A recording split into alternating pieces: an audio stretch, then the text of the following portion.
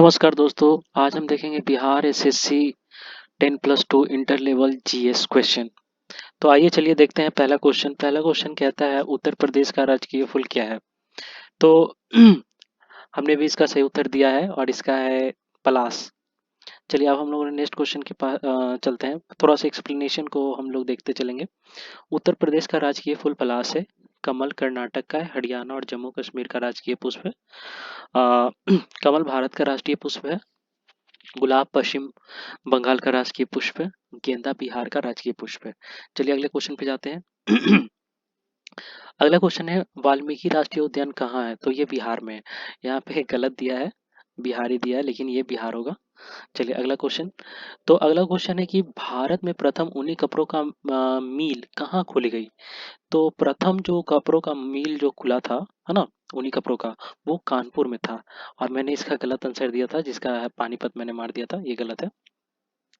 चलिए अगला क्वेश्चन देखते हैं। तो अगला क्वेश्चन कह रहा है कि प्राकृतिक रेशम की कितनी मुख्य किस्में होती हैं, कितने टाइप के होते हैं। तो ये 4 होते हैं। ठीक है। आइए नेक्स्ट क्वेश्चन देखते हैं। नेक्स्ट क्वेश्चन कह रहा है कि जलियांवाला बाग कहाँ पर है। तो ये अमृतसर में है। हाँ, जलियांवाला बाग हत्याकांड जो था वो 13 अप्रैल 1919 ईस्वी को हुआ था। जलियांवाला बाग में गोली चलाने का आदेश जनरल डायर ने दिया था। जलियांवाला बाग में सभा रॉलेट एक्ट के विरुद्ध में हो रहा था, है ना। जलियांवाला बाग को लेकर साल 1919 में एक कमेटी का गठन किया गया था और इस कमेटी का अध्यक्ष लॉर्ड विलियम, है ना, हंटर को बनाया गया था। चलिए अगला क्वेश्चन देखते हैं। तो अगला क्वेश्चन है जारवा जनजाति कहाँ पाई जाती है। तो जारवा जनजाति जो है वो अंडमान निकोबार में पाई जाती है, मेनली अंडमान में पाई जाती है। भारत की प्रथम वन्य जीव संरक्षण परियोजना का नाम क्या है। तो ये हांगुल है। चलिए अगला क्वेश्चन देखते हैं। तो अगला क्वेश्चन, क्वेश्चन नंबर 8 क्या कह रहा है कि नीति आयोग का प्रारंभ कब हुआ था। तो ये जनवरी 2015 में हुआ था। अगला क्वेश्चन हम लोग आगे बढ़ते हैं। तो देखते हैं पवनार आश्रम के संस्थापक कौन थे। तो पवनार आश्रम के संस्थापक जो थे वो विनोबा भावे थे। अगला क्वेश्चन देखते हैं जम्मू एंड कश्मीर की शासकीय भाषा कौन सी है। तो ये उर्दू है। जम्मू कश्मीर की जो शासकीय भाषा है वो उर्दू को बनाया गया है। अब देखते हैं जापान की संसद को क्या कहलाती है। तो ये डाइट कहलाती है। जापान की संसद को डाइट कहते हैं। इसकी मुद्रा को येन कहते हैं। जापान में वर्तमान प्रधानमंत्री फूमियो किशिंदा है। ठीक है। और आगे देखते हैं हम लोग। अंग्रेजों के भारत में राज्यकाल में आखिरी से एक पूर्व के वायसराय कौन थे। तो ये माउंट वेवेल थे। हमने जल्दी जल्दी में गलत मारा, क्योंकि जो आखिरी वायसराय थे वो माउंट बेटन थे। लेकिन ये क्वेश्चन क्या कह रहा है कि आखिरी से एक पूर्व मतलब एक पहले, तो वो बेवल थे। चलिए अगला क्वेश्चन देखते हैं। तो अगला क्वेश्चन है कि अभिज्ञान शकुंतलम की प्रथम अंग्रेजी अनुवाद किसने किया है। तो सर विलियम जोन्स ने इसका अंग्रेजी में अनुवाद किया था। अंग्रेजों ने बहादुर शाह द्वितीय या बहादुर शाह जफर भी इनका नाम है, को देश से निकालकर कहाँ भेज दिया था। जब 1857 की जब युद्ध हुआ था उसमें इन्होंने भारतीय सेना को, जो 1857 के जो क्रांतिकारी थे उनका साथ दिया था और उनके ये नेता थे एक तरह से। तो जब युद्ध को कुचल दिया गया तो उसके बाद इनको ना लाल किला से निकाल करके रंगून भेज दिया गया। गुरु नानक का जन्म कहाँ हुआ है। तो ये तलवंडी साहब में हुआ गुरु नानक साहब का जन्म। रियाल मुद्रा किस देश की है। तो ये सऊदी अरब की है। रियाल मुद्रा सऊदी अरब की है। अगला बात करें तो भारतीय झंडे में चक्र का रंग कैसा है। तो ये नीला कलर का है। वंदे मातरम का अंग्रेजी में अनुवाद किसने किया है। तो ये अरविंद घोष ने। वंदे मातरम का अंग्रेजी में अगर अंग्रेजी भाषा में अनुवाद किसने किया। तो ये अरविंद घोष ने। चलिए अगला क्वेश्चन देखते हैं। चंपारण सत्याग्रह का प्रारंभ कब हुआ था। 1917 में। चंपारण सत्याग्रह जो है 1917 में प्रारंभ हुआ था। ठीक है। और अगला क्वेश्चन हम लोग आगे बढ़ते हैं। तो गोवा से पूर्व पुर्तगालियों की भारत में कौन सी राजधानी थी। तो ये कोचिन थी। अकबर के राज दरबार में कितने रत्न थे, महारत्न थे। तो ये 9 थे। अब अगला क्वेश्चन देखते हैं किसने दाऊद को पटना और हाजीपुर से खदेड़ कर बाहर कर दिया था। तो अकबर ने। अकबर ने क्या किया था, दाऊद को पटना और हाजीपुर से अपने अभियान के दौरान इसे खदेड़ कर बाहर कर दिया था। अमजद अली खान इसको बजाने के लिए जाने जाते हैं। तो अमजद अली खान जो है वो सरोद बजाते हैं, सरोद। चलिए अगला क्वेश्चन हम लोग देखते हैं। अगला क्वेश्चन कह रहा है कि अबेकस अबैकस की खोज इस दौरान हुई थी, सांग सभ्य काल के दौरान। अगला क्वेश्चन देखते हैं, गुप्त वंश का अंतिम शासक कौन था? तो ये विष्णुगुप्त था। हमने इसका गलती आंसर दिया है स्कंदगुप्त, लेकिन इसका आंसर होगा विष्णुगुप्त। चलिए अगला क्वेश्चन देखते हैं, साप्ताहिक चार्ली हैब्डो कहाँ से प्रकाशित किया जाता था? तो ये पेरिस से, ना कि लंदन से। हमने इसका आंसर गलत दिया है। चलिए अगला क्वेश्चन की ओर चलते हैं, बुध से संबंधित अवसरों से जुड़े प्रतीकों में स्तूप इसका प्रतीक है। तो स्तूप जो होता था वो मृत्यु का प्रतीक होता था।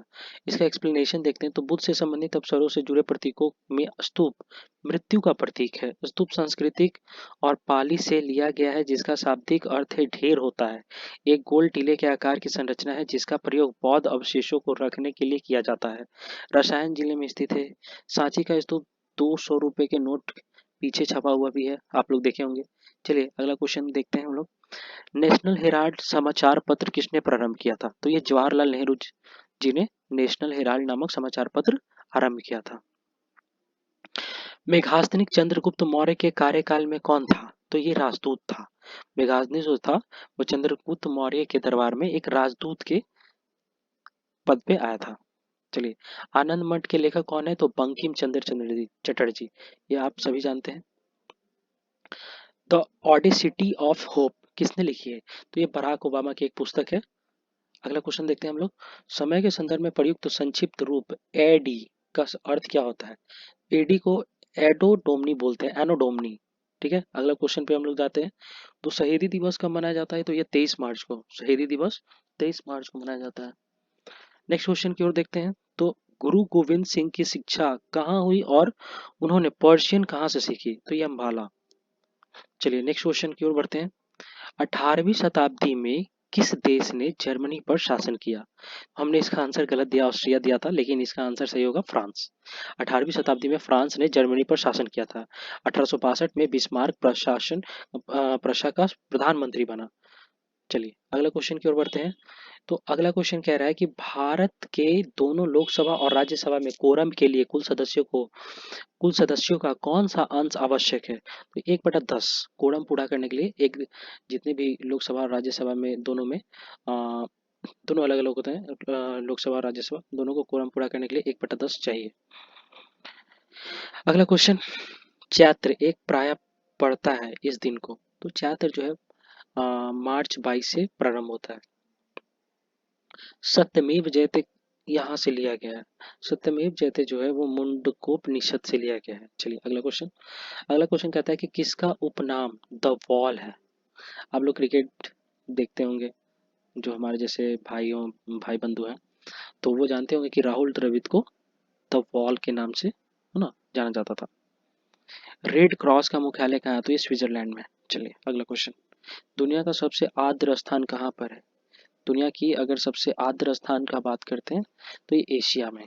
चलिए, मानचित्र में समुद्र की समान गहराइयों को जोड़ने वाला रेखाओं को कहते हैं? तो इसको आइसोबाथ कहते हैं। हमने इसका आंसर गलत दिया था, आइसोगोनल, गलत है ये आंसर। इसका सही आंसर होगा आइसोबाथ। चलिए अगला क्वेश्चन देखते हैं, अगला क्वेश्चन कह रहा है, वह एक ठंडी और शुष्क वायु है। बोरा, बोरा एक ठंडी और शुष्क वायु है। नेक्स्ट क्वेश्चन की ओर बढ़ते हैं, यह नदी दिल्ली में है। तो आप सभी जानते हैं कि दिल्ली में कौन सी नदी बहती है? यमुना नदी, बहुत ही अभी पॉल्यूटेड है। चलिए अगला क्वेश्चन, इरावती नदी इसमें जहाँ मिलती है, इरावती नदी बंगाल की खाड़ी में जाकर मिलती है।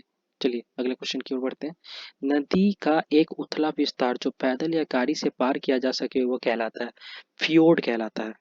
चलिए नेक्स्ट क्वेश्चन, नेक्स्ट क्वेश्चन कहता है कि दुनिया का सबसे बड़ा द्वीप कौन सा है? तो हम लोग सभी जानते हैं ग्रीनलैंड है इसका आंसर।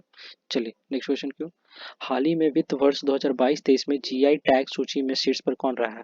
तो ये केरल है ना, केरल राज्य जो है जीआई टैग सूची में शीर्ष स्थान पर रहा है। चलिए नेक्स्ट क्वेश्चन, हाल ही में एप्पल इंक कहाँ अपना पहला भारतीय स्टोर खोलेगी? तो ये मुंबई में खोलेगी। नेक्स्ट क्वेश्चन है, हाल ही में किस देश के राष्ट्रपति को पोलैंड का शीर्ष पुरस्कार मिला है? तो ये यूक्रेन के जो राष्ट्रपति थे उन्हें दिया गया। Thank you.